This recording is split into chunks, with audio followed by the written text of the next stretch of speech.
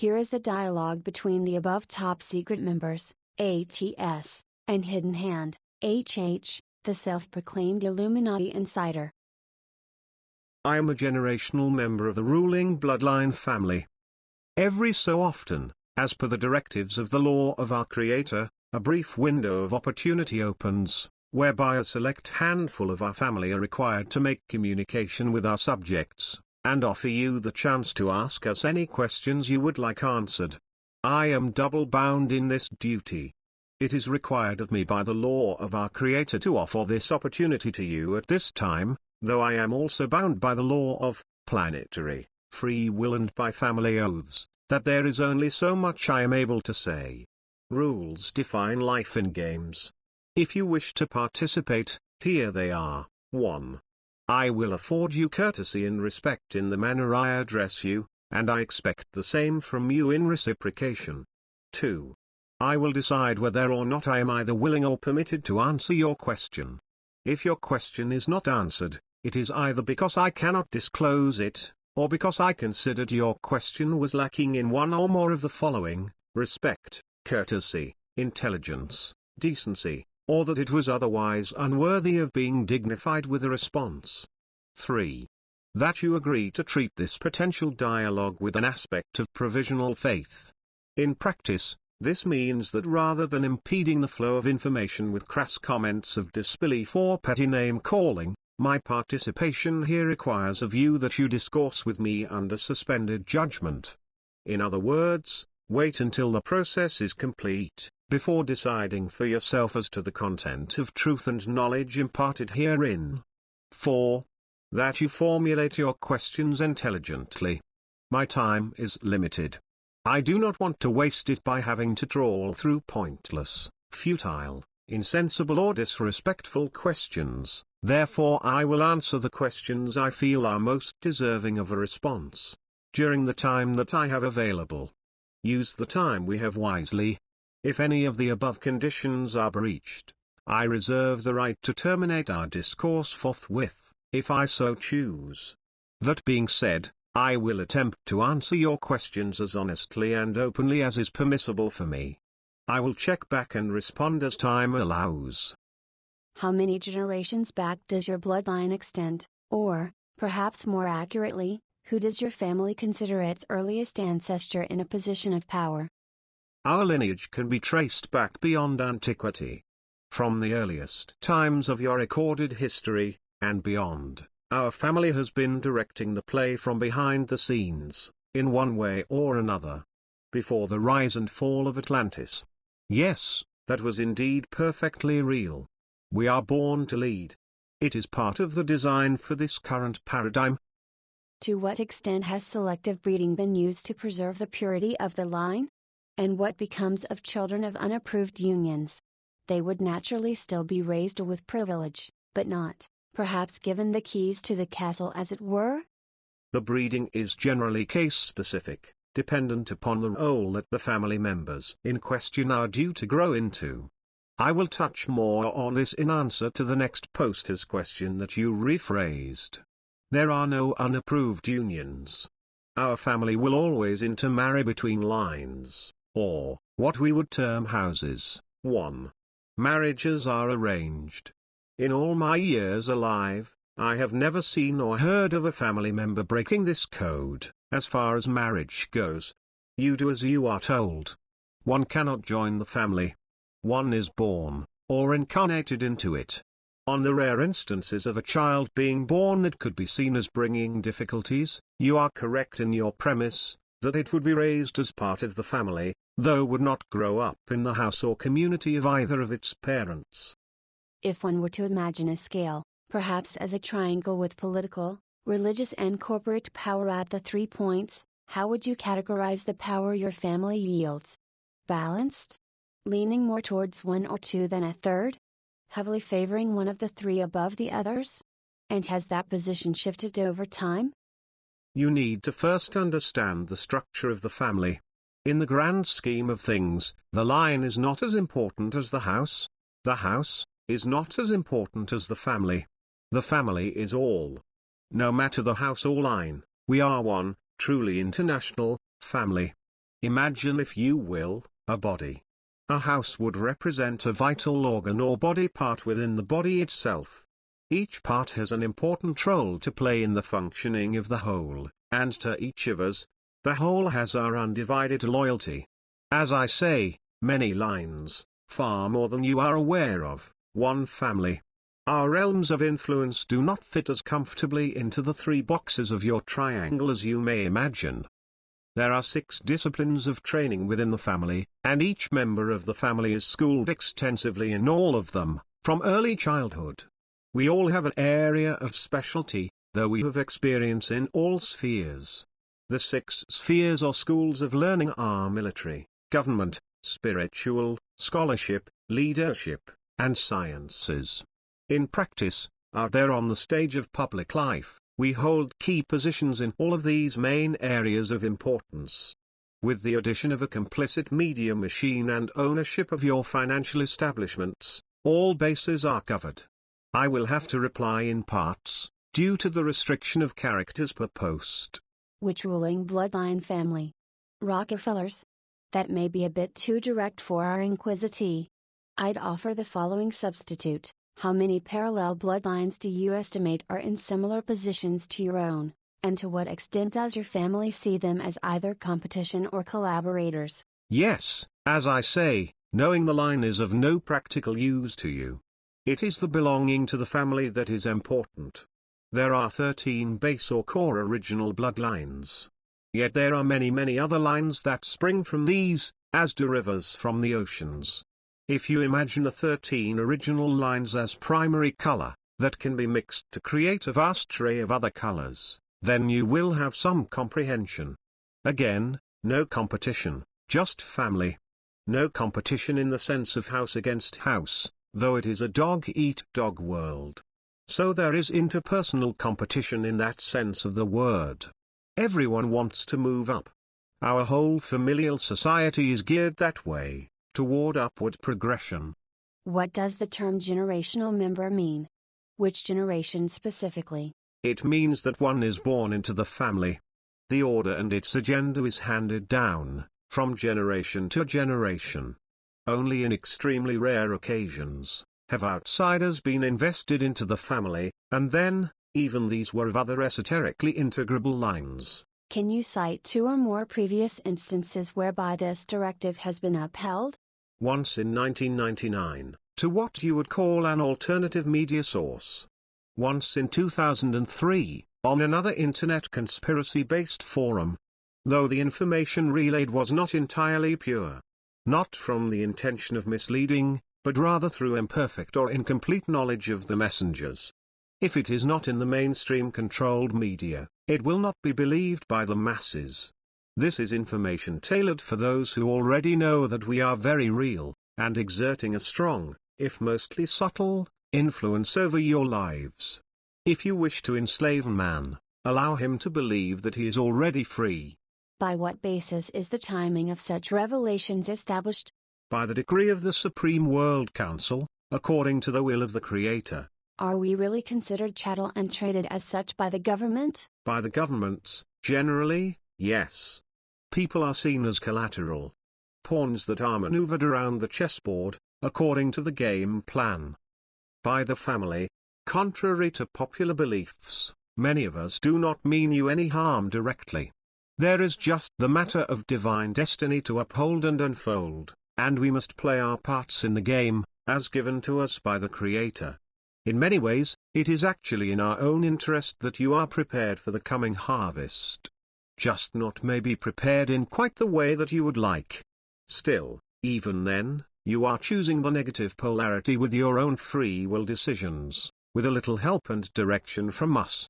Souls are harvestable in either extreme of the polarities, one could say. If so, how do we become freemen? You will never be free, for as long as you are incarnating on this planet. The very nature of your being here, is indication of that.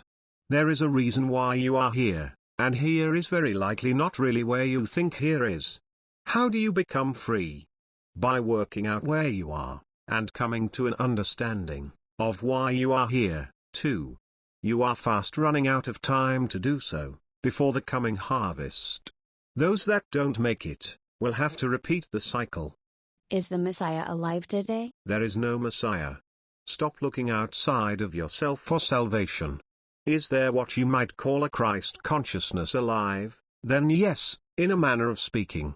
Though not in your third density, dimensional, awareness. Is it the end times, as described in the book of Revelations? Yes. Not just described in the book of Revelations, but also in the prophecies of virtually every religion, spiritual philosophy, and mystery tradition throughout history. This time is now at hand. To use your own example, however, Revelation 14:14-16, 14 Then I looked, and behold, a white cloud, and on the cloud sat one like the Son of Man, having on his head a golden crown, and in his hand a sharp sickle. 15 And another angel came out of the temple, crying with a loud voice to him who sat on the cloud, Thrust in your sickle and reap, for the time has come for you to reap, for the harvest of the earth is ripe. 16 So he who sat on the cloud thrust in his sickle on the earth, and the earth was reaped. The earth is indeed ripe for harvest. The question is, who will be ready? And will the harvest be positive, or negative? How do you justify that the current British royal family line is the true bloodline, but Ishmael is not the true receiver of Abraham's gift? If you're true bloodline, you'll know what I mean. Who says it is the true line? There were ruling bloodlines long before your Yahweh and his Christianity arrived on this planet. Yahweh's a creator, not the one infinite creator. There are other and higher gods than him. Ultimately, all are a part of the one, and either consciously, or unconsciously, exercising their free will to create. Begin to study outside of the box for a true understanding of the creation. The British royalty is not the most powerful line. The names that you know, do not hold the real ancient power. There are others above these lineages in the hierarchy. You will not know the names of these lines. What proof do you have that truly elite families exist and that you're a member of one? It's something that I think you thought was not falsifiable, which is why you chose that identity for the story you're weaving. However, I think there may indeed be a way you can prove it. I have no need to prove anything to you.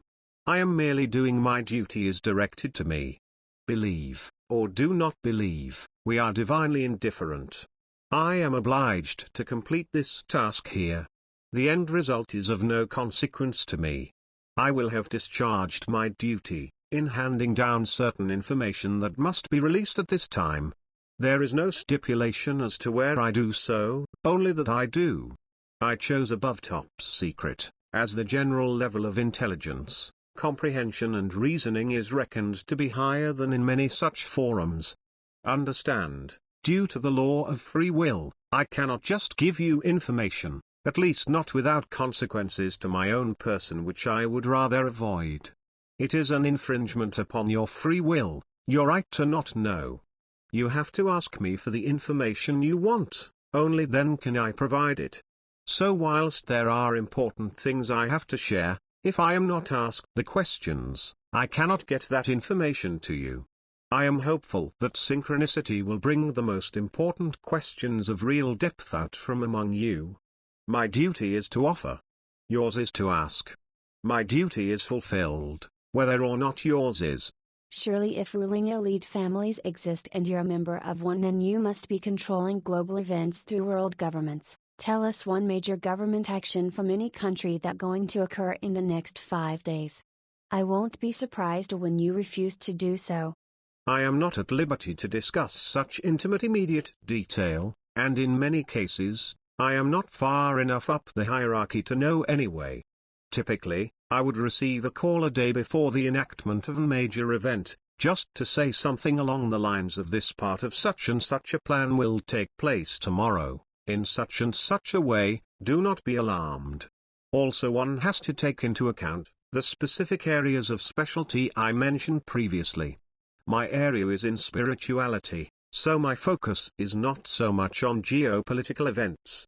I am aware of the overall design, though the finer points are not often my area of expertise. I am prepared to give you some things coming down the timeline, that you will be able to look back upon, and verify my predictions retrospectively. The stock markets will soon complete their controlled demolition. After an initial appearance that the bailouts and rescue packages have steadied the ship, there will be new record lows by the end of the month. Our financial institutions will later call in all loans. There will be many bankruptcies and foreclosures. The only way John McCain will become the next US president will be if something happens to Barack Obama before the election. If there even is an election. If a certain faction get their way, there will not be. Remember, behind the scenes, there is only one party. Our party. Democracy is an illusion which is created to uphold your slavery. Whichever side wins, the family wins. There are many possibilities and alternative scripts. All of them lead toward the ultimate implementation of the overall blueprint of our Creator. Unless any unforeseen disruptions delay its announcement, there will be a new currency by the end of 2008, early 2009, along with a new Union of Nations. January has been spoken of in some circles as the latest, though there are plans underway which could even bring this to fruition much earlier than initially hoped for. It depends upon the results of other upcoming events as to how this will play out. I am not high enough up the hierarchy to know the intimate details of the dates and times that far in advance. There is a tree system in which such knowledge is passed down, as and when it becomes need to know. I would be considered to be a regional leader. Above me are national and international. San Francisco and Damascus will be uninhabitable by the end of 2010, possibly even sooner. Again, it depends upon certain forces at play, and which timelines are activated. Humanity, though utterly unconscious of the fact, has a significant part to play in this. You, as a collective consciousness of the planet, are choosing the negative polarization by default, by the quality of your thoughts and actions. Thought is creative energy, focused. You get exactly what you put out. Why do you think the media is so important to us? You have, as a society, in your hypnotized comatose state, given your free will consent to the state your planet is in today. You saturate your minds with the unhealthy dishes served up for you on your televisions that you are addicted to: violence, pornography, greed, hatred, selfishness, incessant bad news, fear and terror. When was the last time you stopped to think of something beautiful and pure? The planet is the way it is, because of your collective thoughts about it. You are complicit in your inaction, every time you look the other way when you see an injustice. Your thought at the subconscious level of creation to the Creator, is your allowance of these things to occur. In so doing, you are serving our purpose. It is very important to us, that the polarization of this planet is negative at the time of the Great Harvest. That means service to self-orientated, as opposed to positive, service to others. We require a negative harvest, and you are doing a fine job of helping us to attain our goal. We are very grateful.